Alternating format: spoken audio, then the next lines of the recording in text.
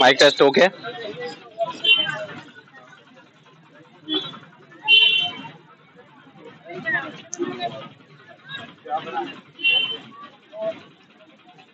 नमस्कार दोस्तों, मैं हूं राजेश आर्य और आप देख रहे हैं बड़े चलो न्यूज।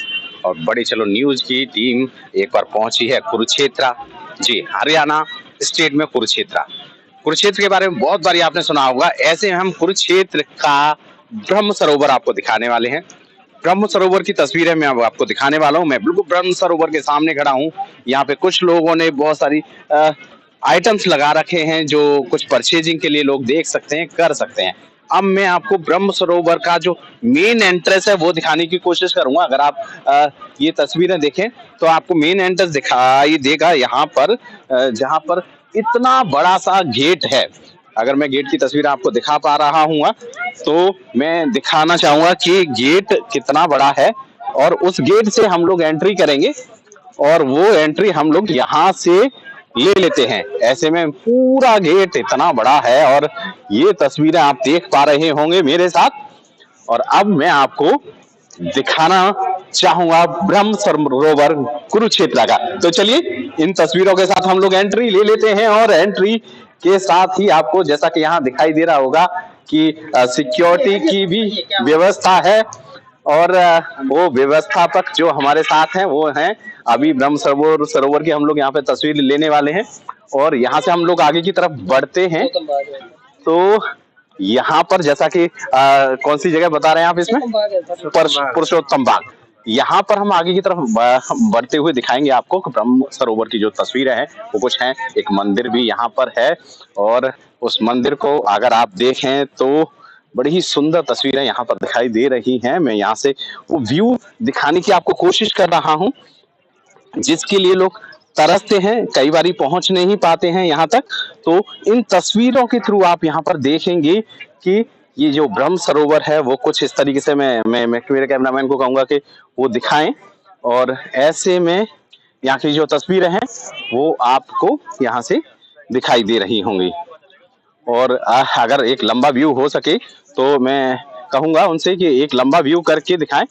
व्यू को पीछे की तरफ भी दिखाएं क्योंकि लोगों को ये तस्वीरें चाहिए। और हम दिखा रहे हैं यहाँ पर एक मंदिर सा आपको दिखाई दे रहा होगा और इसको भी हम आपको दिखाएंगे। लेकिन उससे पहले हम आपको कुछ और तस्वीरें भी दिखा रहे हैं।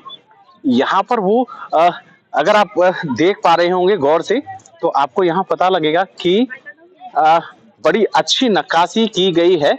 और इस नक्काशी के थ्रू गणेश जी हैं और महाभारत का लिपिबद्ध करते हुए गणेश जी दिखाई दे रहे हैं।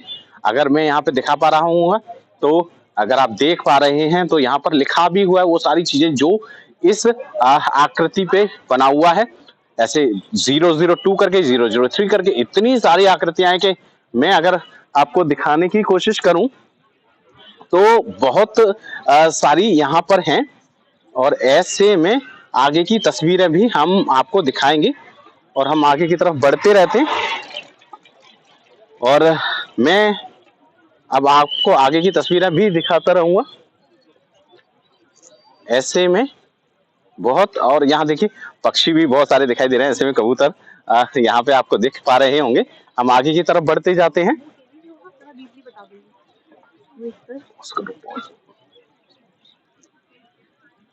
जैसा कि अभी हमने आपको दिखाना शुरू किया, हम कुरुक्षेत्र के ब्रह्म सरोवर पर हैं।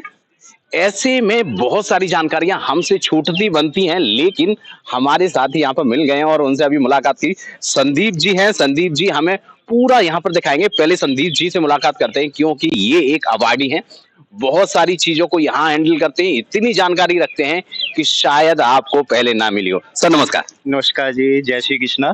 सबसे पहले आपको धर्म क्षेत्र कुरुक्षेत्र में जो है आपका स्वागत है।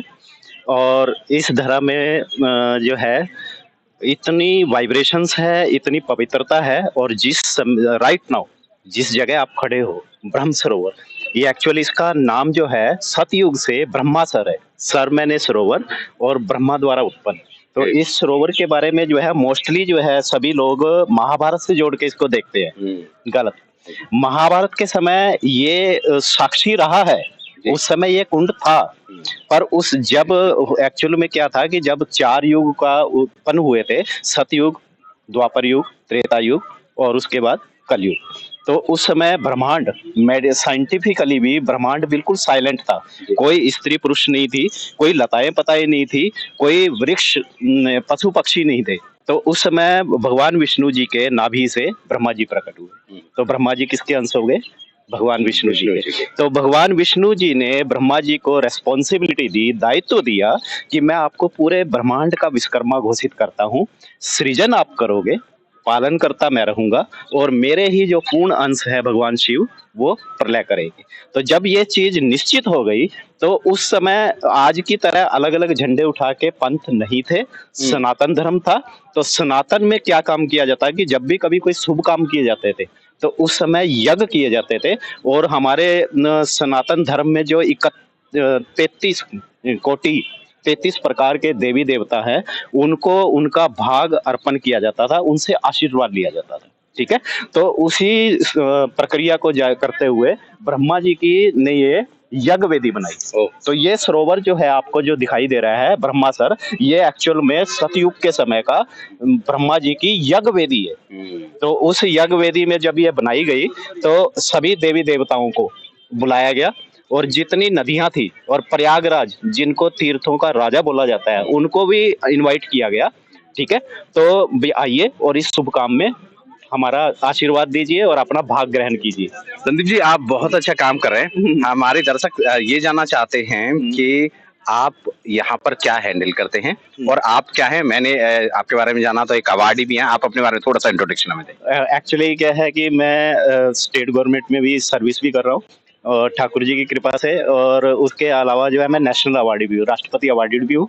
और इसके अलावा साथ में भगवान कृष्ण जी का स्वरूप भी मैंने धारण किया है और गीता इंटरनेशनल जयंती में भी एज ए सोशल सर्विसेज भी मैं प्रोवाइड कर, यानी समाज के लिए भी एक क्रिएटिविटी और उनको पॉजिटिविटी और जितना मैं मेरे से हो पाता है भी मैं कोशिश करता हूँ उनको करने की।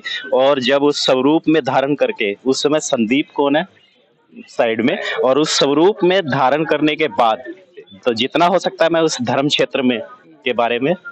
संदीप जी, आप बिलोंग कहाँ से करते हैं, रहने वाले कहाँ के? मेरा जन्म स्थान यहीं से है और एक्चुअल मेरे पिताजी जो है सिविल हॉस्पिटल में ही थे, हेल्थ इंस्पेक्टर वेद प्रकाश शर्मा जी, और उनको वो भी जो है बहुत अच्छा उन्होंने रोल अदा किया है। और ये वाइब्रेशन जो है गॉड गिफ्टेड है, यानी पिछले जन्मों से है या ठाकुर जी लाडली जी की लीला चल रही है बचपन से।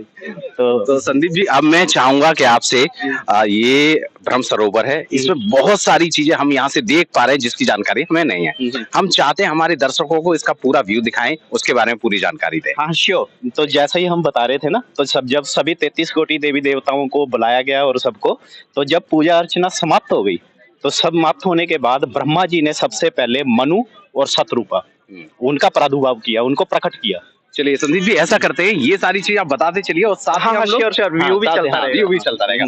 और ऐसे में मैं हमारी खास रिपोर्टर तनुजा मैम से रिक्वेस्ट करूंगा कि वो आगे का कवरेज लें, आगे संदीप जी के साथ ये सारे कवरेज करें और वो दिखाएं कि यहाँ पर क्या क्या है, कैसे कैसे है।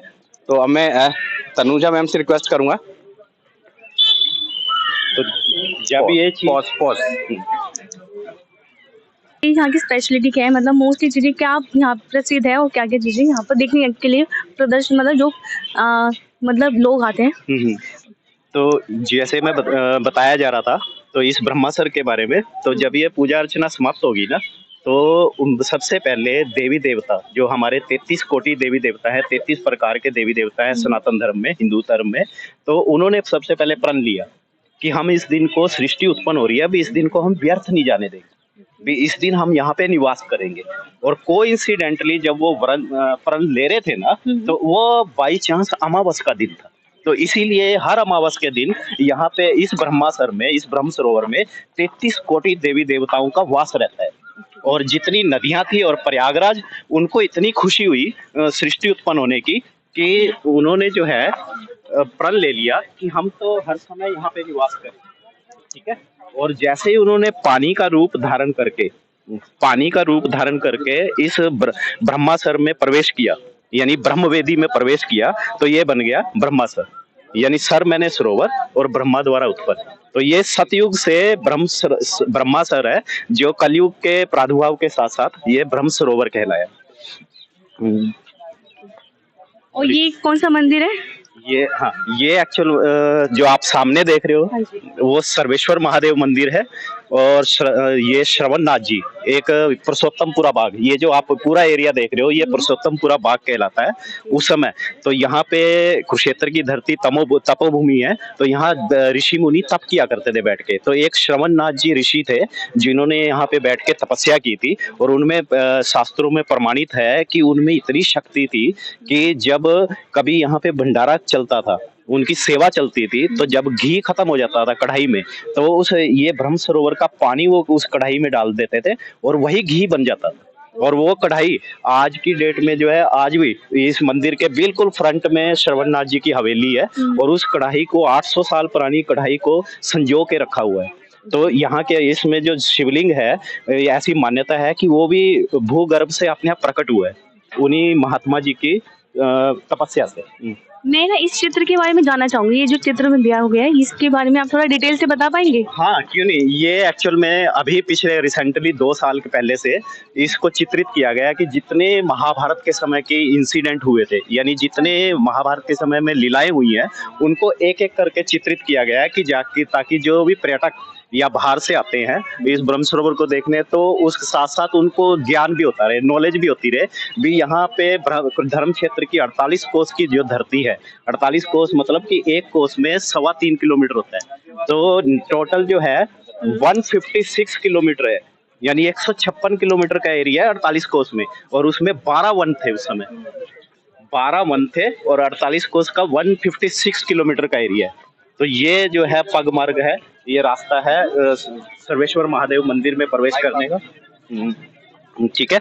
और यहाँ पे सृष्टि उत्पन्न से आपको मैंने बता ही दिया कि ये सृष्टि उत्पन्न का होने का ब्रह्मासर जो है ये बेस रीजन है। इसके अलावा जब भगवान कृष्ण जो है, जब से उन्होंने गोकुल छोड़ा था, गोकुल छोड़ने के 125 वर्ष के बाद जो है यहाँ पे इसके बगल में जस्ट थोड़ा आगे जाओगे तो ये राधा कृष्ण मंदिर है। और राधा कृष्ण मंदिर ही वो स्थान है जहाँ पे भगवान कृष्ण जी का अपने ब्रजवासियों से, नंद बाबा से, यशोदा जी से, इवन राधा जी से यहाँ पे मिलन हुआ था सूर्य ग्रहण के उत्सव पे। और सूर्य ग्रहण का स्नान का महत्व उसी समय से स्टार्ट हुआ है। आप उस मंदिर में आप जब जाओगे तो आप देखोगे कि जो राधा जी को सबसे प्रिय वृक्ष है अमलताल का, वो अमलताल का वृक्ष जो राधा जी ने अपने हाथों से लगाया हुआ है आज भी है। अमलताल का वृक्ष जो राधा जी को सबसे ज्यादा प्रिय था, वो उस मंदिर में आज भी स्थापित है, आज भी उसकी परिक्रमा की जाती है। अच्छा, वो हम देख सकते हैं? हाँ श्योर, क्यों, देख सकते हो आप।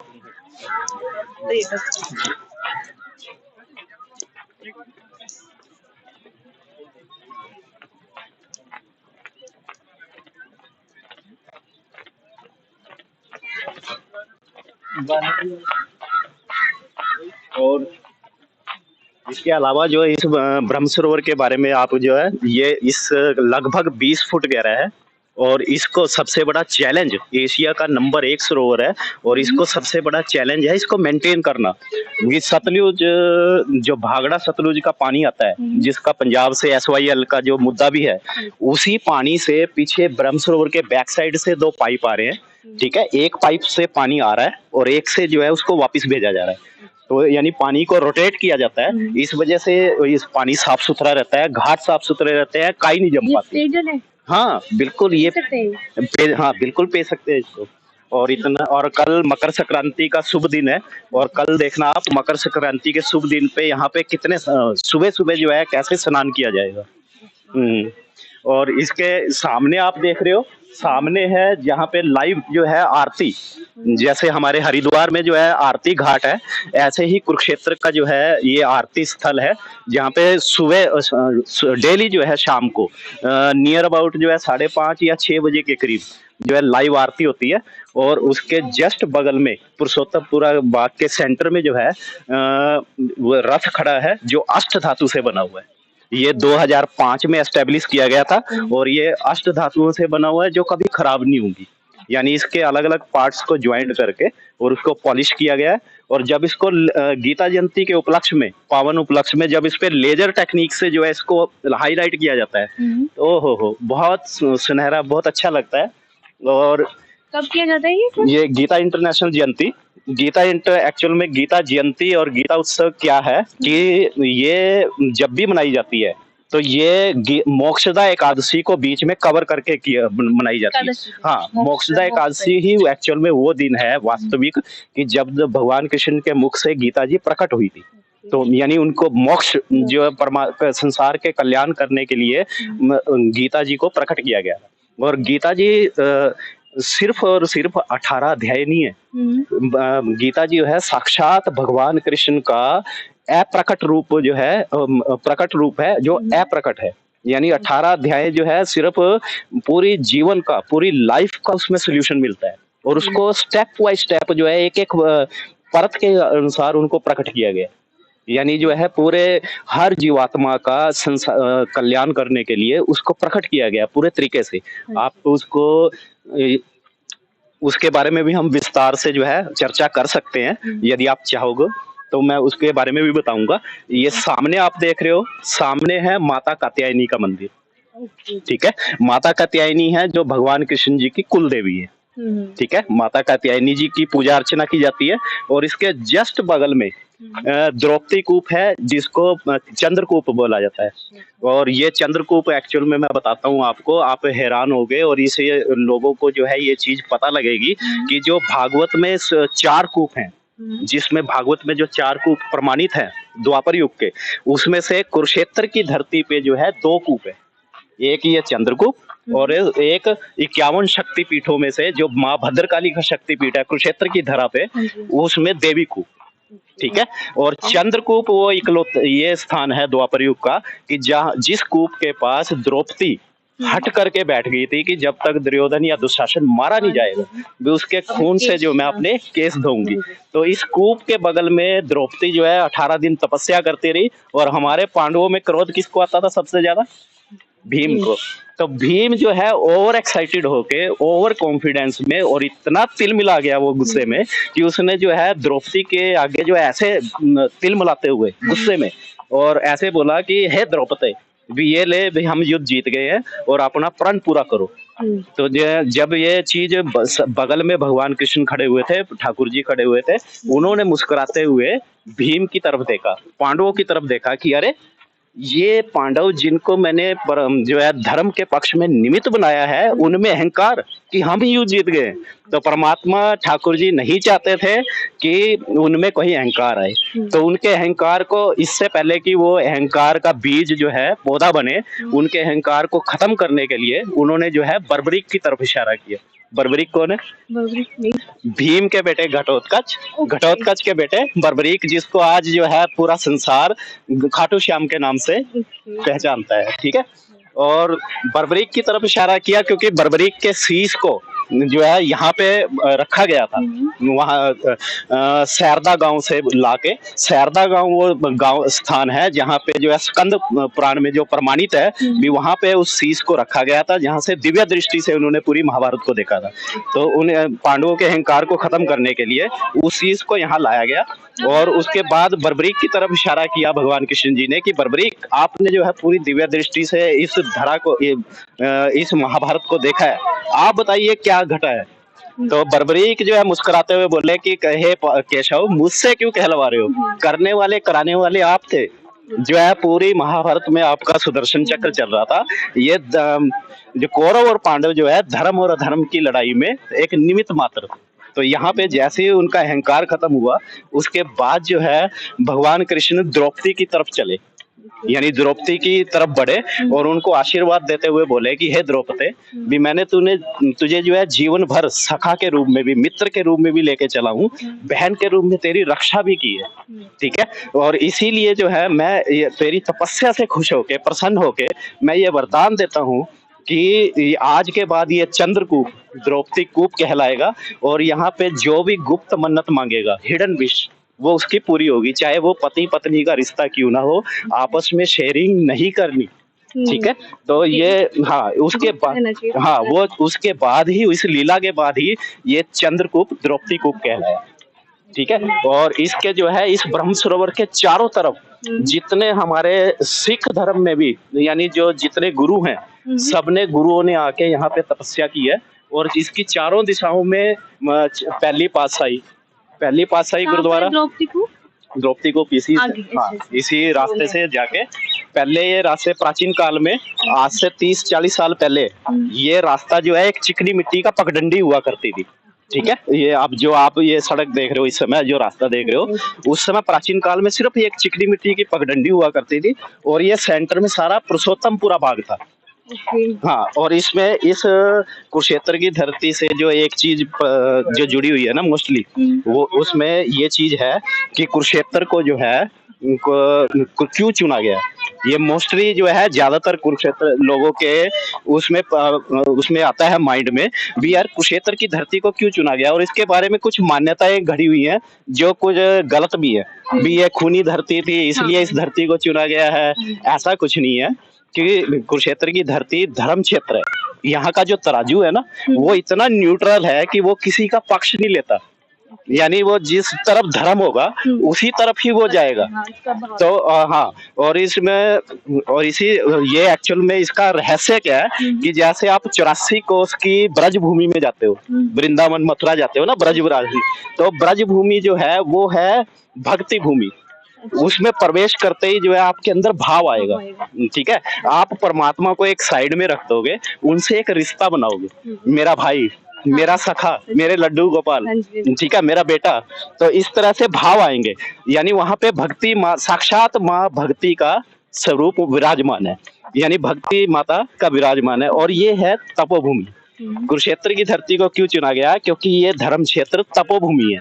और यहाँ पे कितने ही ऋषि मुनियों ने तप किया है, जिसमें व्यास जी हो गए, परशुराम जी हो गए, दधीचि जी हो गए, कपिल मुनि जी हो गए, कितने ऋषि मुनि जिन्होंने तप किया है। और इसी कुरुक्षेत्र की धरा से इस दिशा में आप देखोगे तो इस दिशा के पास ही ब्रह्मासर के जस्ट बगल से माँ सरस्वती साक्षात विराजमान थी। उस समय द्वापर युग में 5000 साल पहले माँ सरस्वती साक्षात विराजमान रहते थे। और इसी सरस्वती माँ के किनारे किनारे जो है ऋषि मुनियों ने बैठ के तप किया हुआ है। और इसका रहस्य क्या है कि तपोभूमि का रहस्य, इसकी वाइब्रेशन क्या है, क्यों इसको चुना गया, क्योंकि जहाँ पे तप होता है वहां पे क्या होता है, वैराग्य, विरक्ति, यानी मोह ममता से निर्लेप हटके। यानी यहाँ की इस धरती की वाइब्रेशन ऐसी है कि तपोभूमि होने की वजह से कि यहाँ पे वैराग्य, विरक्ति है। यानी कोई, वो सब लोग कहाँ गए, यहाँ कौन सा हनुमान मंदिर, कौन सा है हनुमान मंदिर, दक्षिण। और ये करते करते हम पहुंच गए हैं कात्यायनी देवी मंदिर पर। और संजय जी से फिर से एक बार जान लेते हैं कात्यायनी देवी मंदिर के बारे में। तो सर बताएं जरा, यहाँ भी तो जैसे हम चर्चा कल कर रहे थे इस ब्रह्म सरोवर के बारे में और इस पवित्र धरा के बारे में, तो जो बीच में मैंने कात्यायनी माँ मंदिर के बारे में आपको बताया था, तो ये है माँ कात्यायनी का मंदिर। और ये भगवान कृष्ण जी की माँ कात्यायनी कुल देवी है। तो ठीक है, इन्हीं के माँ कात्यायनी की साक्षात एक विग्रह रूप जो है, बहुत सुंदर विग्रह रूप इसके मंदिर में आप देखोगे, उनके दर्शन करोगे। और हमें दर्शन कराएं। हाँ हाँ, क्यों नहीं, बिल्कुल, चलिए। और इसके जस्ट बगल में वो आरती स्थल है, जहाँ शाम को जो है, डेली शाम को नियर अबाउट गर्मियों के समय में जो है लगभग 7 बजे के करीब, और सर्दियों के समय में लगभग 5:30 से 6 बजे के बीच जो है पूजा अर्चना और आरती होती है। आइए कात्यायनी माता के दर्शन। कात्यायनी माता, चलो हम भी सर के साथ दर्शन कर लेते हैं और आप लोग को भी कराते हैं ये दर्शन। आप घर बैठ के सारे दर्शन कर पा रहे होंगे, आपको भी मुझे लगता है अच्छा लग रहा होगा। ऐसे में हम एंट्री करके की कोशिश कर रहे हैं। और आस्था का इतना बड़ा असर रहता है, संजय जी इतने समय से लोगों को और पूरी दुनिया को यहाँ पर दिखा रहे हैं। और उन्होंने शूज उतारे हैं और हमें भी बोला है शूज उतारे, हम भी एंट्री कर रहे हैं।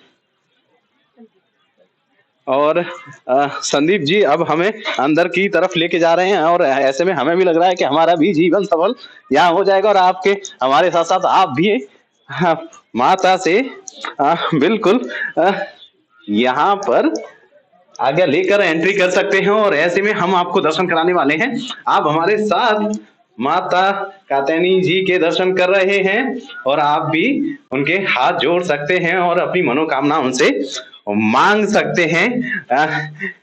क्योंकि दर्शन आपको हो ही रहे हैं तो हमें भी लगता है कि माता आपकी जो आस्था है उसके अनुरूप आपको कुछ न कुछ जरूर देने वाली है। ऐसे में हम यहाँ संदीप जी से बात करते हुए आगे बढ़ते हैं। बड़ा ही एक सुंदर दृश्य यहाँ दिखाई दे रहा होगा और बहुत सारे यहाँ पर पंचमुखी हनुमान जी हमें दिखाई दे रहे हैं, पीताम्बर बगला मुखी दिखाई दे रही है, गायत्री माता दिखाई दे रही हैं। अभी तक गायत्री माता का जो मंत्र पढ़ते थे वो हमें साक्षात यहाँ दर्शन दे पा रही हैं।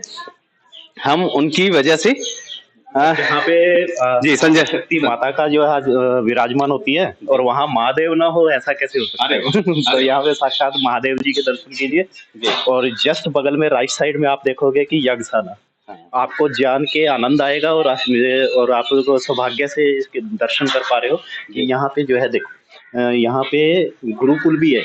अरे वाह, जहाँ पे छोटे छोटे बच्चों को देखो संस्कार सिखाए जाते हैं उनको जो है, और इसके बारे में भी चर्चा करेंगे। चलिए सबसे पहले हम महादेव जी के दर्शन करा लेते हैं और ऐसे में महादेव जी के आगे हम तो नतमस्तक हैं ही और सबकी मनोकामना हमारे टीम की सबकी मनोकामना यहाँ पे पूरी हो, आपकी जो यहाँ पर दर्शन कर पा रहे हैं और आप घर बैठ के ही साक्षात उनके दर्शन कर पा रहे हैं। और हमें इतनी सारी जानकारियां हमें हमारी भी एक अच्छी किस्मत और आपकी भी अच्छी किस्मत है कि हमारे साथ हमारे सर हैं। सर एक बारी आप यहाँ कुछ कह रहे थे उसके बारे में बताएं प्लीज।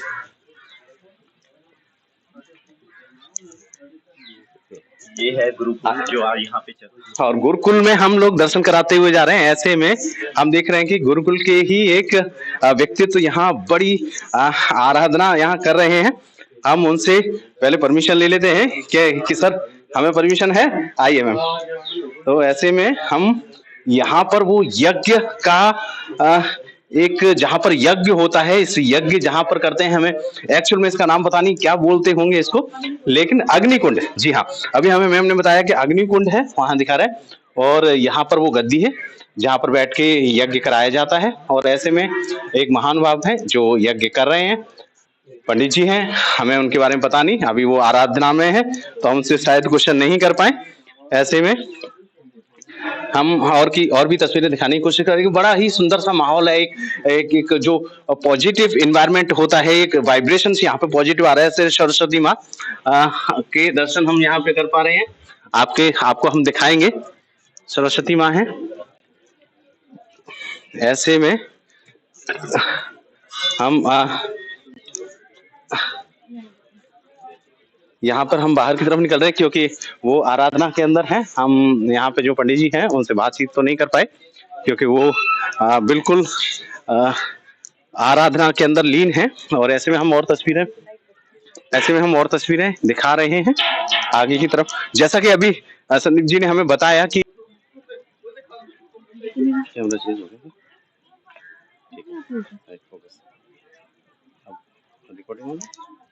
हेलो, तो अब हम आगे की तरफ बढ़ जाते हैं। ऐसे में हम आगे की तरफ बढ़ते आ रहे हैं। लोग बड़ी आस्था से यहाँ पर पहुंच रहे हैं और बड़ी दूर दूर से यहाँ लोग पहुंचे हैं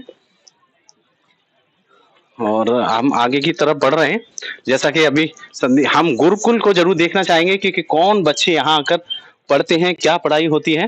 सर हमें गुरुकुल के जरूर दर्शन कराएं, आइए हम एक बार गुरुकुल में जाना चाहेंगे क्योंकि हमारे आपके बच्चे जो इस संस्कार और आस्था में बिलीव करते हैं वो यहाँ पर पढ़ने भी आते हैं। ऐसे में यहाँ पर कुछ क्लासेस भी होती हैं, क्या होते हैं कैसे होता है हम जानने की कोशिश करेंगे। और अभी हम देख पा रहे हैं और हम उनसे यहाँ परमिशन लेके आगे बढ़ते हैं और छोटे से हम गुरुकुल के अंदर पहुंचे हैं। ऐसे में गुरुकुल के जो प्रधान है उन्हें क्या प्रिंसिपल साहब कहेंगे, क्या कहेंगे, हम उन्हीं से मुलाकात है। सर नमस्कार। सर क्या शुभ नाम है आपका? मेरा पंडित बलराम गौतम। पंडित जी हमें जैसा कि अभी संदीप जी ने बताया कि यहाँ गुरुकुल है, बच्चों को शिक्षा दी जाती है, कैसे चलता है, कैसी शिक्षा है और कौन कौन यहाँ पर आ सकते हैं? यहाँ पे पिछले 32 साल से वेद पाठशाला चल रही है। वेद पाठशाला है, गुरुकुल नहीं। और निशुल्क है। अच्छा। बच्चे बाहर से, पंजाब से, उत्तराखंड से, उत्तर प्रदेश से, हरियाणा से, 5-6 स्टेट से बच्चे आते हैं जी। और 5 साल तक कम से कम रह के पढ़ाई करते हैं और निशुल्क है इनका खाना पीना रहना सब। और कैसे चलता है ये तो भगवती बैठी है अंदर साक्षात, जी जी। मेरे को भी नहीं पता कैसे चलता है। सर कोई चलिए- हम किसी से गवर्नमेंट से या किसी से भी कोई कभी हमें मदद नहीं मिली, जी। उसकी कृपा से ही सब चल रहा है। सर मदद तो मिलनी चाहिए, नहीं मिली है वो अलग बात है, लेकिन कृपा आप पर बरकरार है। ऐसे में मैं ये जानना चाहूंगा कि यहाँ पे किस लेवल की एजुकेशन होती है, उस एजुकेशन का लोगों की जीवन में क्या प्रभाव है और वो उस एजुकेशन से क्या आगे कर सकते हैं? अभी तक 32 साल में कम से कम 5000 बच्चे पढ़ के जा चुके हैं। जी। मेरे पास ऐसे बच्चे भी आए जो ग्रेजुएट थे, +2 भी थे, 10वीं भी थे, और ऐसे बच्चे भी आए जिनको जो कभी स्कूल भी नहीं गए, वो भी सब। अब जैसे सेंट्रल गवर्नमेंट ने, मोदी जी ने स्किल के ऊपर ज्यादा जोर दिया है, तो ये स्किल एजुकेशन है एक तरह से। बच्चे यहाँ से पढ़ के जाते हैं कर्मकांड और ज्योतिष, और सब अपने अपने इलाकों में, मंदिर में, कहीं पे भी जाके वो अपना परिवार का भरण पोषण करते हैं और खूब बढ़िया करते हैं। अगर लोग आपको सुन रहे हैं और जो इसमें थोड़ा सा भी इंटरेस्ट रखते हैं, तो इसमें क्या फ्यूचर है, थोड़ा सा ब्रॉड करके बताएं, जिससे कि जो हमारे हिंदुओं के अंदर विश्वास रखते हैं, वो लोग इसकी तरफ आकर्षित हो। सनातन धर्म से संबंधित विद्या है ये। हमारा उत्तर भारत के लिए शुक्ल यजुर्वेद है, शुक्ल यजुर्वेद माध्यान्दिनी शाखा, जिसको हम पढ़ाते हैं यहाँ पे। दुर्गा सप्तशती, गीता, शुक्ल यजुर्वेद और ज्योतिष से संबंधित बच्चे यहाँ पे पढ़ते हैं, और सब अपने अपने फिर काम करते हैं जाके अपने अपने इलाके में। सर पढ़ने से मतलब सिर्फ यहाँ क्लासेस होता है, या फिर क्लासेस के अलावा उनका रहन सहन या कुछ इस तरह की व्यवस्था? रहन सहन सब व्यवस्था यहीं पे है। बच्चे जो बाहर से आते हैं सब मेरे घर पे, कुछ घर पे रहते हैं, कुछ यहाँ पे रहते हैं, और उनकी कोई फीस नहीं है, निःशुल्क है सारे। कहने का भाव ये है कि जैसे सनातन धर्म के अनुसार एक अनुशासित जीवन जीने की उनको कला भी सिखाई जाती है गुरु संरक्षण के अंतर्गत, और उनको जो है कर्मकांड और जैसे महाराज जी ने बताया वो सब चीज प्रैक्टिकली हमारी उनको ज्ञान भी कराया। जो हमारी पाठशाला है, जैसे प्राचीन समय में ऋषि मुनियों के आश्रम होते थे, उनकी कोई फीस नहीं होती थी, और हमारे धर्म शास्त्र में तो, हमारे सनातन धर्म में तो ऐसा लिखा हुआ है कि जो वेद को बेचता है वो भी नरक में जाता है, और जो पैसे देके पढ़ता है वो भी नरक में जाता है। तो हमारे सनातन धर्म में कहीं पे भी फीस का कोई उल्लेख नहीं है, कोई प्रावधान नहीं है फीस का। तो बच्चे यहीं रहते हैं और सब यहीं अपने आप बनाते हैं, खाते पीते हैं, सब यहीं पे रहते हैं। सर शिक्षा की बात किया जाए तो इस शिक्षा का जो लेवल है, जैसे एक सर्टिफिकेशन होता है 10वीं 12वीं, इसमें आप लोग इसके लेवल इसको पढ़ाने के बाद देते क्या है? हम कोई सर्टिफिकेट नहीं देते जी। और ना ही कोई ये सर्टिफिकेट वाली पढ़ाई है जी। विद्याओं में सबसे बड़ी अध्यात्म विद्या है। सर्टिफिकेट की विद्या तो वो है, बीए कर लिया, कहीं नौकरी लग गया, तो नौकरी जो है चतुर्थ वर्ण का कार्य है, ये चतुर्थ वर्ण का नहीं है, ये तो प्रथम वर्ण का कार्य है। तो इसमें तो ऋषि मुनियों की तरह तपस्वी बनेंगे बच्चे, तपस्वी भी बनेंगे, गृहस्थ रहेंगे तो अपने गृहस्थ का पालन करेंगे, और अगर संन्यास लेंगे तो अपना ब्रह्मचर्य का पालन करेंगे। सर इसमें पास और फेल की फिर कंडीशन कैसे रहेगी बच्चों की? कोई पास फेल की कंडीशन नहीं है। जिन बच्चों को अक्षर का ज्ञान भी नहीं है, उनको भी 250-250 मंत्र याद है कंठस्थ। हमारे यहाँ पे कोई लेखन का कार्य नहीं होता, सिर्फ पढ़ना, सुनना और याद करना। तो सर अगर कोई बहुत सारे लोग इस तरह का जीवन यापन करना चाहते हैं, इसमें अपना फ्यूचर बनाना चाहते हैं या सीखना चाहते हैं, वो कैसे आपसे कांटेक्ट करें और कैसे आप तक पहुंचे? मैं आपको सबसे पहले बता दूं, सिर्फ ब्राह्मण ही मेरे पास बच्चे पढ़ते हैं या पढ़ सकते हैं। अदर कास्ट को मैं नहीं पढ़ाता, सिर्फ ब्राह्मण को पढ़ाता हूं। और क्योंकि अब ब्राह्मण के लिए आगे कोई भविष्य नहीं है, नौकरी मिलती नहीं, ब्राह्मण के पास पैसा नहीं है, तो अगर कर्मकांड भी ब्राह्मणों से छीन लिया गया तो उसके बाद ब्राह्मणों की क्या दुर्गति होगी आने वाले समय में, इसको आप सोच सकते हैं। इसलिए यहाँ पे सिर्फ और सिर्फ ब्राह्मण के लिए विद्या है और किसी के लिए नहीं है। हाँ, किसी भी कास्ट का व्यक्ति मेरे पास आके पढ़ सकता है, वो अपने जिसकी भी वो पूजा करता है, मान लो कोई राम की पूजा करता है, उसको राम की पूजा का पता नहीं है कि कैसे करना है, मैं उसको बताऊंगा कि ऐसे करना है। कोई किसी भी कास्ट का, कोई कास्ट का कोई मतलब नहीं है, लेकिन जो कर्म कांड है वो सिर्फ ब्राह्मण के लिए है। सर अगर आपसे कोई कांटेक्ट करना चाहे तो क्या आपका ऐसा कोई फोन नंबर है? हाँ जी, फोन नंबर दे दूंगा मैं आपको। जी। चलिए, हमने बहुत सारी ऐसी आस्था से रिलेटेड बात की और ऐसे में हमें यहाँ के जो आचार्य हैं वो मिले और उन्होंने हमें जानकारी दी, और ऐसे में हम दिखाते हैं कि, और यहाँ पे गैस आ गया है तो हम दिखाएं।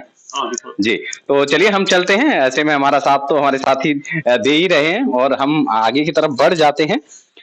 और भी सारी चीजें दिखाएंगे। यहाँ पर बहुत सारे विद्यार्थी भी हैं जो गुरुकुल के बारे में, तो गुरु शिष्य की जो पवित्र परंपरा होती है उनके साक्षात दर्शन होंगे। और देखिए आप आइए मेरे साथ, कैसे एक शिष्य जो है कितना अनुशासित जीवन जी रहे हैं।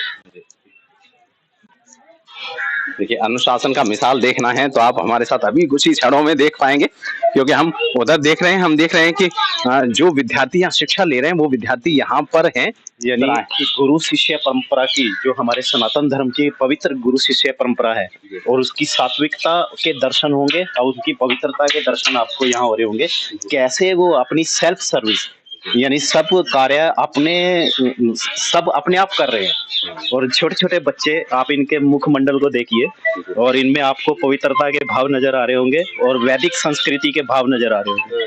और कैसे, बताओ बेटे इधर। और ऐसे में हम एक ऐसे प्यारे से विद्यार्थी से बात करते हैं जो यहाँ पर, बेटा ये कुछ खा पी रहे हैं, हमसे बात करें। क्या नाम है आपका? जतिन जी। जतिन। हाँ जी। जतिन, ये क्या हो रहा है यहाँ, क्या कर रहे हो? हमें अभी यहाँ चाय पी रहे हैं। चाय पी रहे हाँ हैं। जी। यहाँ पे कौन सी एजुकेशन ले रहे हो, क्या पढ़ते हो आप? हम यहाँ वेद पढ़ते हैं। क्या वेद में कुछ पढ़ा है अभी तक? हाँ जी। कुछ सुना पाएंगे हमें? ऐसे याद तो नहीं है अभी कोई मंत्र, कोई? मैं तो अभी आया हूँ। कब ज्वाइन किया आपने? मुझे 2 महीने हुए अभी। अरे वाह, चलिए 2 महीने में आपकी हम आस्था देख पा रहे हैं। ऐसे में और भी कई विद्यार्थी हैं। एक और बच्चा हमारा बच्चा एक चाय पी रहा है। बेटे क्या नाम है आपका? करण शर्मा। करण, कब से आप यहाँ पर हैं? 3 साल हो गए। अच्छा, करण कहाँ से आए हो आप? मैं कैथल। कैथल। क्या पढ़ते हैं? यहाँ पर संस्कृत वगैरह पढ़ते हैं। अच्छा, संस्कृत का एक आध आपको मंत्र याद है? सुनाए हमें।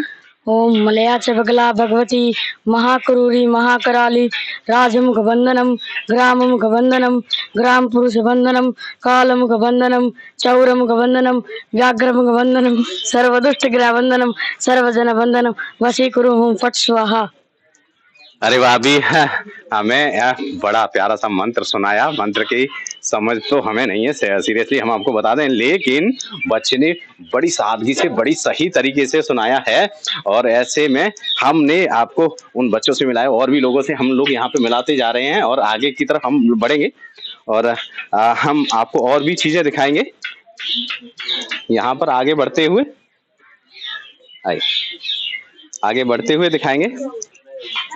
और यहाँ पर देख भी रहे हैं लोगों की आस्था यहाँ पर है कुछ, तो आस्था के तौर पर यहाँ पर सब लोग जी के कान में जो है, इन्होंने जो भी इनका भाव है या जो भी इन्होंने कहना चाहते हैं, जैसा हमारे शास्त्रों में वर्णित है, तो महादेव जी को जो भी से कुछ कहना होता है तो उसमें नंदी जी का प्रावधान है कि नंदी जी के कान में और आप चुपचाप कह दीजिए तो वो महादेव जी के पास पहुंच जाएगा। तो वही परंपरा का निवारण आपने देखा होगा अभी उन्होंने किया। तो आपको इस धरती पे ना, धर्म क्षेत्र पे एक एक वाइब्रेशन नजर आएगी वो पवित्रता की।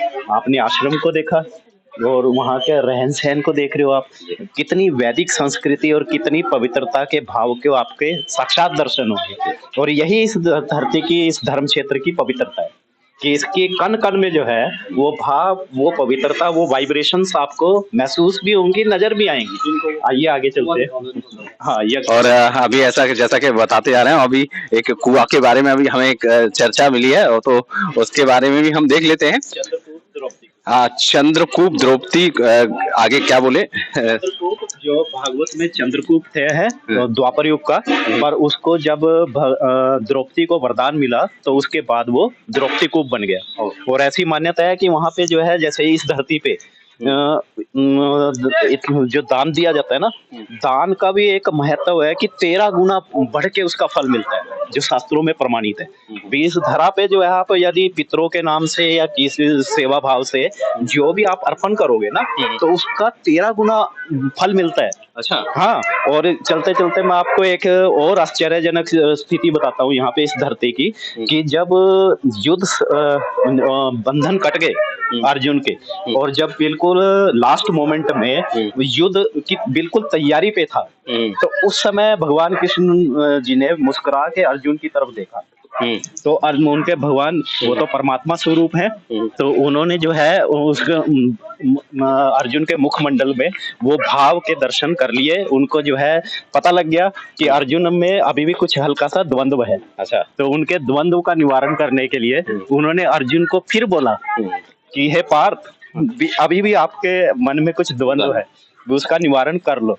ठीक है, एक हम एक पॉज दे दो। और अब हम बढ़ रहे हैं चंद्रकूप द्रौपदी कूप की तरफ, और उसके बारे में हमें जो चर्चा चल रही थी ना, उसी के बारे में मैं बता भी देता हूँ, और तब तक हम द्रौपदी कूप में पहुंच भी जाएंगे। तो जब ये निश्चित हो गया कि अब युद्ध तैयार है, और ज्योति मैंने ज्ञान, और सर मैंने सरोवर, जिस कुंड के बगल में ज्ञान प्रकट हुआ, गीता प्रकट हुई, ज्योति सर, वहां भी आपको जाने का सौभाग्य मिलेगा। यहाँ से नियर अबाउट 7-8 किलोमीटर के दूर है। ठीक है, तो उस समय भगवान कृष्ण ने अर्जुन की तरफ बोला कि आपके मन में अभी भी कुछ संशय है, तो उसका निवारण कर लो। ठीक है, तो तब अर्जुन ने बोला भगवान कृष्ण जी को कि केशव कि मेरे सभी बंधन कट चुके हैं, मैं आपके विराट स्वरूप को देख चुका हूँ, और सब जो है सिर्फ एक संशय है भी, अब इस धर्म क्षेत्र में मैं तो पीठ दिखा के जाने नहीं पाऊंगा भी, या तो मैं वीर गति को प्राप्त करूंगा, या मैं जो है युद्ध में विजय प्राप्त करूंगा। पर ऐसा कर दो केशव कि जो इस धर्म क्षेत्र में प्रवेश कर जाए वो पीठ दिखा के जाने ना पाए। तो आपको आश्चर्य होगा, और ये प्रमाणित है और आज भी है कि इसकी चारों दिशाओं में आज भी रक्षक खड़े हुए हैं। अरे हाँ, आज जैसे ही आपने हाईवे से पिपली से डाइवर्ट किया होगा कुरुक्षेत्र की तरफ, तो पिपली बीड़ पिपली वहां स्थान है। पहला रक्षक जो है बीड़ पिपली में है, वहां पे उनका मंदिर भी है। उन रक्षक को बोला जाता है अरंतुक रक्षक। अरंतुक, हाँ, ऐसे ही रंतुक, अरंतुक जो है, इस तरह 4 रक्षक है जो आज भी 48 कोस की धरती की रक्षा कर रहे हैं। अच्छा। हाँ, और ये शास्त्रों में भी है, इसीलिए कहा जाता है कि इस धरती की मिट्टी को भी कोई लेके जा नहीं पाता। और यदि कोई सोचे कि मैं यहाँ से कुरुक्षेत्र में जो है धन अर्जन करके और उसका बाहर जो है उसका यूज कर लूं, तो वो फलता नहीं है। अच्छा। हाँ, बाहर से आके कोई यहाँ पे अपना व्यापार कर लेगा, वो फल जाएगा।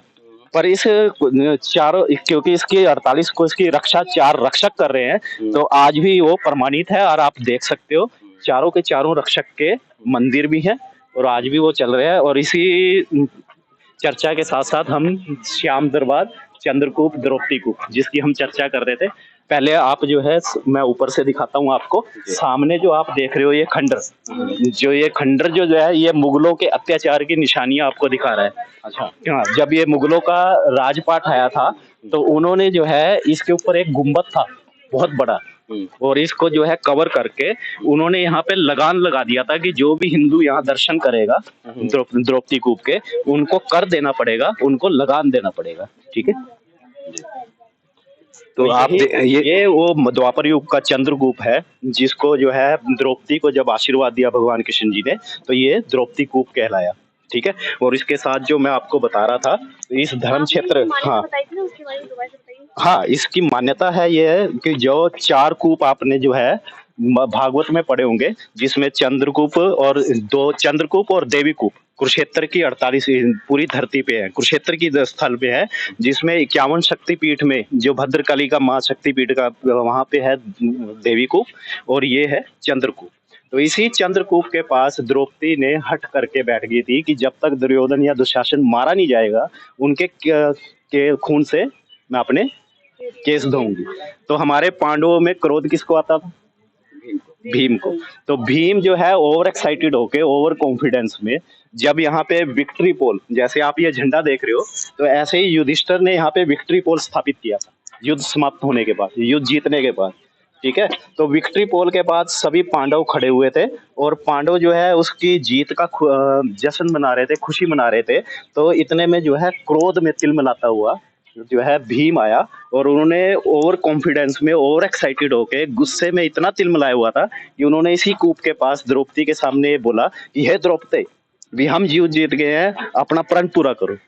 तो जय भगवान कृष्ण बगल में खड़े हुए थे, उन्होंने मुस्कुराते हुए भीम की तरफ देखा कि अरे, जिन पांडवों को मैं धर्म के पक्ष में जिनको निमित्त बनाया उनमें अहंकार, तो वो नहीं चाहते थे कि पांडवों में कोई अहंकार आए। उनके अहंकार को खत्म करने के लिए उन्होंने बर्बरीक की तरफ इशारा किया। बर्बरीक कौन है?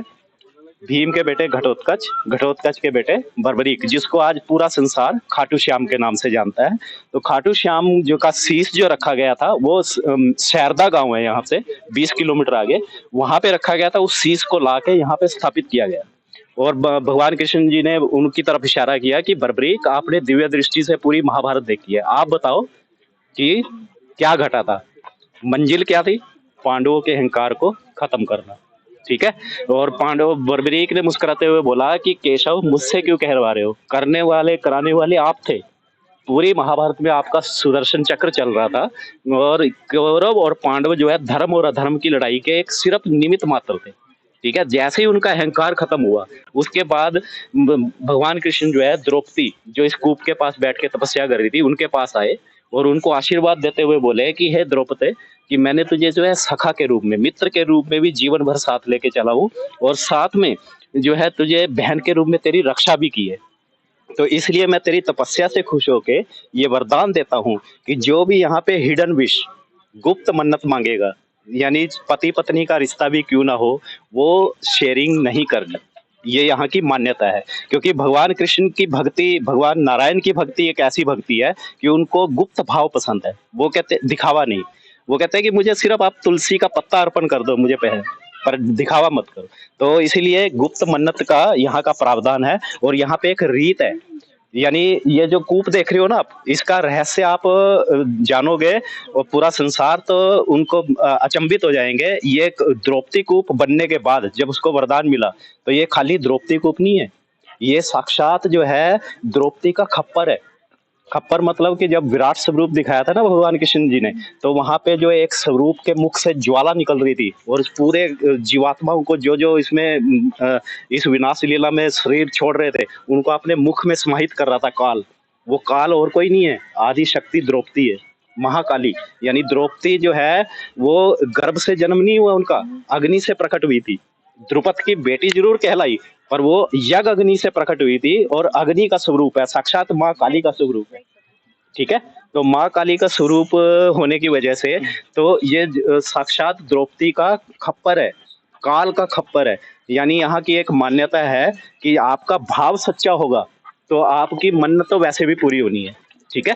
भाव, आप जिस भी इष्ट को मानते हो उसके इष्ट के प्रति आपकी शरणागति होके, समर्पण करके आप इसमें जो भी मन्नत मांगोगे पूरी होगी। पर एक रीत है और वो रीत क्या है उसका रहस्य जान के आपको बहुत आश्चर्य होगा कि उसमें करना क्या होता है कि एक सिक्का लो और नीचे जाके मर्यादित तरीके से, मर्यादा में माँ द्रौपदी को याद कीजिए, आदिशक्ति को याद कीजिए, ठाकुर जी का आवाहन कीजिए, ठाकुर जी को याद कीजिए, प्रणाम कीजिए मानसिक रूप से। और कूप के पास जो है देखना नहीं है कूप की तरफ, कूप को बिना देखे जो है उस सिक्के को उछालना है। यदि वो सिक्का ये कूप ग्रहण कर लेता है तो ये स्कंद पुराण में भी प्रमाणित है, शास्त्रों में प्रमाणित है कि जो प्रारब्ध, पिछले जन्मों के प्रारब्ध की वजह से जो जीवन में उतार चढ़ाव आते हैं वो उतार चढ़ाव आपकी लाइफ में नहीं है। यानी आपका प्रारब्ध जो लीला है वो बहुत कम है, आपकी लाइफ स्टेबल चलेगी। हाँ, यदि वो सिक्का जो है नहीं जा पाता, कूप जो है ग्रहण नहीं करता, तो इट मीन्स ये 100% ट्रू है कि आपके जीवन में प्रारब्ध के अनुसार कुछ ना कुछ उतार चढ़ाव आएंगे। पर उसकी वजह ये नहीं है, उसका मतलब ये नहीं है कि आप उससे डरो। आप अपने इष्ट के प्रति शरणागति होके, समर्पण करके उसको आपको झेलना पड़ेगा। जैसे भगवान कृष्ण ने और भगवान राम ने इस मृत्यु लोक में अवतार लेके करके दिखाया है, प्रैक्टिकली करके दिखाया है, ठीक है। तो ये चीज जो है, आपका भाव सच्चा होगा, मन्नत तो वैसे भी पूरी होनी है, पर वो जो लीला है जो करनी है वो आपका प्रारब्ध और जो लीला को दिखाएगा। ये साक्षात माँ आदिशक्ति का खप्पर है। ठीक है। और ये और इसका चमत्कार देखिए आप, इसका चमत्कार आप देखोगे, इसके चारों तरफ कितनी हाइट पे पानी है। आप देखिए, दिखाइए इसको, प्रैक्टिकली दिखाइए। ये देखो, इसके कूप के चारों तरफ कितनी हाइट पे चारों तरफ ब्रह्म सरोवर है, पानी पानी है। और उसके बावजूद क्या है, ये कूप देखो, ये कूप जो है एक मंजिल नीचे है, और उस मंजिल से भी नीचे बेसमेंट में कूप की गहराई है। आज से 25-30 साल पहले भी इसमें जो है जो पानी का लेवल था वो काफी ऊपर था। और आप जान के आश्चर्य होगा आपको कि इस कूप में हर अमावस के दिन जो पानी था वो चरणामृत बन जाता था, व्हाइट कलर का, बिल्कुल दूधिया कलर का। और धीरे धीरे एक स्टेज ऐसी आई कि जो है समर्सिबल मोटर भी लगा के देख ली, वो भी जवाब देगी। और कलयुग का प्रभाव जैसे जैसे बढ़ता जा रहा है, इसका पानी का स्तर नीचे जा रहा है, धरती में समाहित हो चुका है। चलिए, क्या सर हम इसको नीचे से देख पाएंगे? हाँ बिल्कुल, हाँ बिल्कुल, हम इसके और इनके दर्शन भी कर सकते हैं, इजीली दर्शन कर पाएंगे। अभी हाँ। हम और आज भी हर अमावस के दिन यहाँ पे पानी जो है अपने आप प्रकट होता है, चाहे वो थोड़ी मात्रा में हो, और वो एकदम चरणामृत की तरह प्रकट हो, यानी दूधिया कलर का प्रकट होगा। और ये जो अवशेष हैं, ये मुगलों के अत्याचार की निशानी है। ठीक है, आइए। चलिए, हम आपको दर्शन कराने की कोशिश करते हैं उस कूप की जिसके बारे में इतनी सारी जानकारियां आपको मिली। और जैसा कि मान्यता है, अगर आपको लगता है कि यहाँ पर आके आपको कोई मन्नत मांगनी है तो आप अपनी मन्नत को पूरा कर सकते हैं। और जैसा कि अभी सर ने हमें बताया कि ये खाटू श्याम जी का मंदिर है, उसके भी हम आपको दर्शन कराते हैं। हम अंदर आने की कोशिश कर रहे हैं और हम दिखाते हैं, साक्षात दर्शन आपको यहाँ पे मिलेंगे। और इतना सुंदर प्रतिमा है, और ऐसे में साक्षात हम यहाँ पे उनको दिखा पा रहे हैं। और हम अंदर जाके दर्शन करेंगे। और ऐसे में हम हमसे कहेंगे बिल्कुल, तो अभी और ऐसे में हम बिल्कुल पास से लाने की कोशिश करेंगे। और ऐसे में हम दर्शन यहाँ पर कर पा रहे हैं। और इतना सुंदर जो दृश्य है, हम आपको दिखाने की यहाँ कोशिश कर रहे हैं। ये जो यही लीला जो हम चर्चा कर रहे थे कि ये बर्बरीक जी का शीश जी, उसी महाभारत में जब पांडवों के अहंकार को खत्म किया गया, तो उस शीश को लाके शारदा गांव से जो है शीश को लाके स्थापित किया गया इसी जगह पे। ये उसी स्वरूप को प्रदर्शित कर रहा है, चिन्हित कर रहा है। वे कैसे जो है बर्बरीक की और ठाकुर जी नीचे विराजमान है लाडली जी के साथ, बगल में गणेश जी के दर्शन हो रहे हैं। ठीक है, और वही लीला आपको साक्षात जो दिखाई जा रही है। और इसके राइट साइड में जी, और ये दर्शन आप अभी देख पा रहे होंगे। और चलिए हम आगे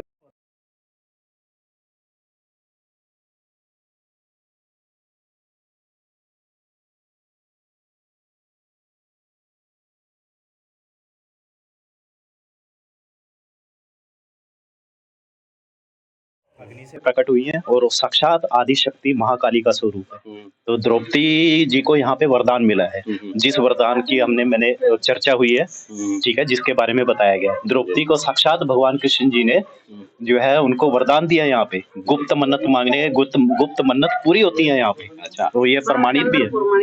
पहुंच ले गए।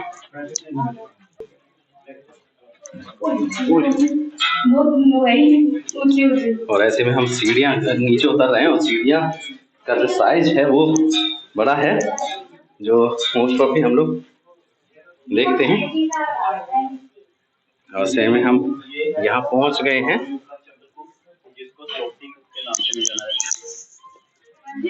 ठीक है,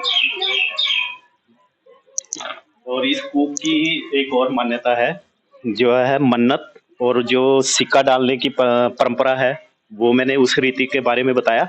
इसके 3 परिक्रमा करने का नियम, वो 3 परिक्रमा करने का रहस्य क्या है, कि उसका रहस्य क्या है कि उसमें हमारा शरीर जो है वो पंच तत्व का बना हुआ है। ठीक है, पंच तत्व जैसे ही समाप्त होंगे हमारा शरीर छूटेगा, वो पांचों तत्व में विलीन हो जाएंगे। तो हमारा जीवन की जो लीला चलती है वो 3 गुणों हमें नचाते हैं जीवन भर। शरीर छूटने के बाद भी वो 3 गुण हमारे साथ रहेंगे, सतोगुण, रजोगुण और तमोगुण। तो इसलिए ये 3 परिक्रमा करते हुए और भगवान कृष्ण जी को याद करते हुए ये बोला जाता है अंदर अंदर ओम नमो भगवते वासुदेवाय का मंत्र उच्चारण करते हुए कि हे प्रभु, कि हे ठाकुर जी, कि मेरे तीनों गुणों की वजह से जाने अनजाने में मुझसे जो भी गलतियां हुई हैं उनको क्षमा करें और हमें अपने चरणों में वास दें और हम आगे हमारे जीवन को कल्याण करें। ठीक है, इसलिए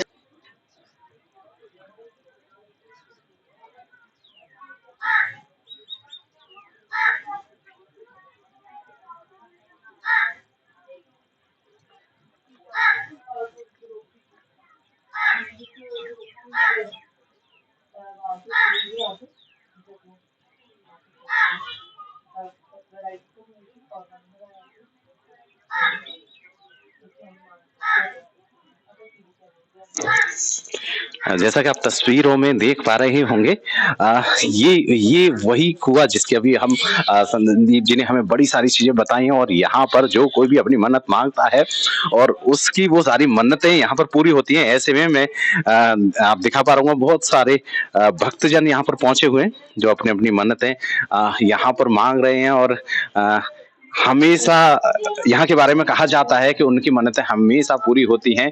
तो यहाँ पर लोग जो पहुंच रहे हैं, मैं वो कुआं आपको दिखा रहा हूँ जहाँ पर ये मन्नतें यहाँ पे पूरी हो जाती हैं। और इसकी गहराई क्या है वो हम नाप तो नहीं पा रहे हैं, लेकिन अंदाजन बता दें कि लगभग 20 से 30 फुट यहाँ पे हमें लगभग दिखाई दे रहा है। और ऐसे में मैं और भी तस्वीरें यहाँ दिखाने की कोशिश करूंगा, और यहाँ से मैं ऊपर भी दिखाने की कोशिश कर रहा हूँ।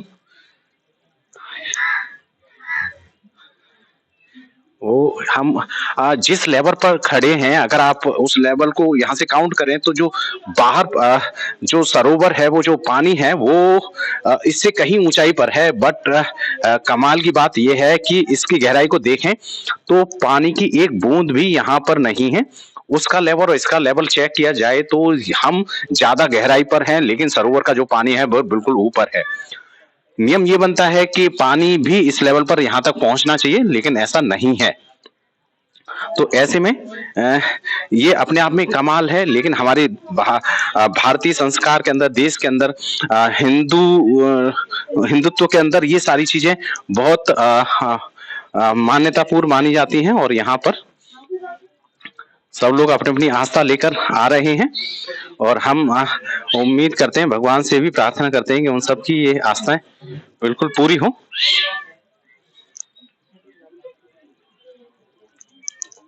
और अब मैं वो तस्वीरें दिखा रहा हूँ जो जल्दी से देखने के लिए नहीं मिलती हैं, और उसी हम गुफा के अंदर है जिसमें ये कुआं है। और वहां पर जो मैं तस्वीरें जूम करके आपको दिखाने की कोशिश कर रहा हूँ, और वो जो माँ लक्ष्मी जी के लिए उल्लू, उनके जो वाहन है, मैं उनकी तस्वीरें दिखाने की कोशिश कर रहा हूँ। ये बड़े दुर्लभ दर्शन है जो शायद ही किसी किसी को हो पाते। मैं जूम करके दिखाने की कोशिश आपको यहाँ कर रहा हूँ।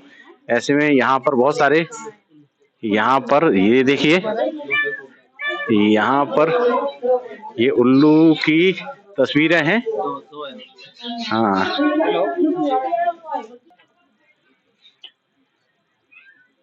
जिस रीत के बारे में मैंने आपको बताया था, जिसके बारे में चर्चा की गई है, वो पवित्र रीत, ठीक है। आपका भाव सच्चा है, मन्नत तो वैसे भी पूरी होनी है, ठीक है। ये जो है ये कूप, जब से उसको चंद्रकूप का वरदान मिला है, उसके बाद जो है ये साक्षात माँ आदि शक्ति का, द्रौपदी माँ का खप्पर है, जो महाभारत के समय का। माँ द्रौपदी जो है अग्नि से प्रकट हुई है, उनका गर्भ से जन्म नहीं हुआ, तो वो महाकाली का साक्षात स्वरूप है। तो ये खप्पर है, और इसकी एक रीत है जो मैं आपको करके दिखा रहा हूँ भी कैसे है। और इसकी रहस्य क्या है कि यदि ये कूप जो है ये सिक्का ग्रहण कर लेता है, तो आपके पिछले जन्मों के प्रारब्ध की वजह से जो जीवन में उतार चढ़ाव आते हैं वो नहीं आएंगे। इट मीन्स की वो निशानी है, स्कंद प्रमाण में ये प्रमाणित है, शास्त्रों में भी, कि यदि ये सिक्का ये कूप ग्रहण कर लेता है तो आपके जीवन में उतार चढ़ाव नहीं है, आपकी लाइफ स्टेबल है।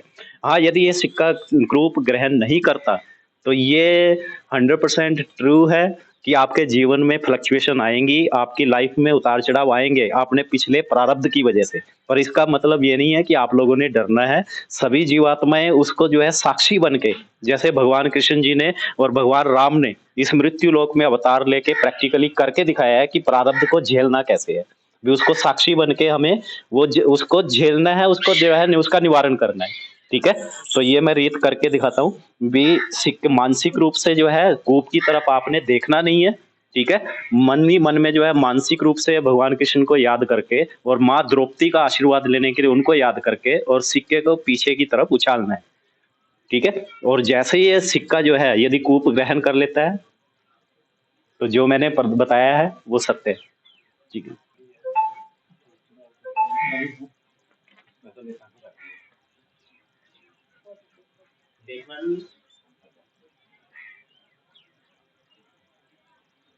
वो गया क्लैपिंग।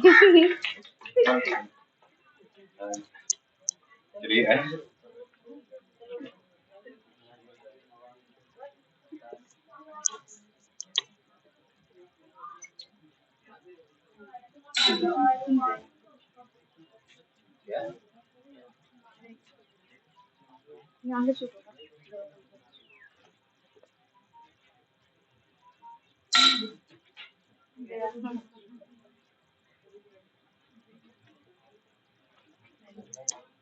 और जैसा कि तस्वीर में आप देख ही पा रहे होंगे कि लोग आस्था के अनुरूप ऐसा कर रहे हैं। और इससे जैसा कि अभी सर ने हमें बताया कि क्या होने वाला है।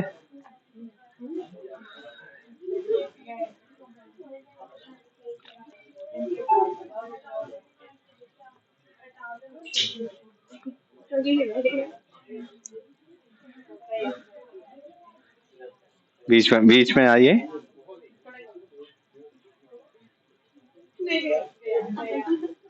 चला गया।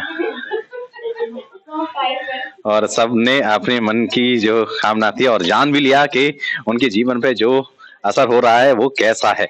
तो चलिए अब आगे बढ़ते हैं। लोग जा नहीं पाते आज, क्योंकि ऑटो वाले क्या है उनको मिसगाइड करके वो अगल बगल घुमा के। ये अंदर ऑटो वगैरह भी अलाउड है क्या? हाँ, ई रिक्शा है परिक्रमा करने के लिए। आज ये पूरी परिक्रमा 4 किलोमीटर की है। जब हम सुबह मॉर्निंग वॉक करते हैं ना 35 मिनट में कवर करते हैं। सुबह 5:30 बजे आगे। अच्छा, 4 किलोमीटर का 4 किलोमीटर का टोटल है। ये बर्ड कवर ले लो और ये वो मंदिर ले लो। बर्ड के बारे में बताएंगे। बर्ड के बगैर वीडियो हो जाएगी। क्या दूरी? अच्छा, पेड़ अच्छा, ये पौधा वृक्ष के बारे में। और बस वो ले लो। वो अपने क्या है? इफ एंड बट वाला इफ एंड बट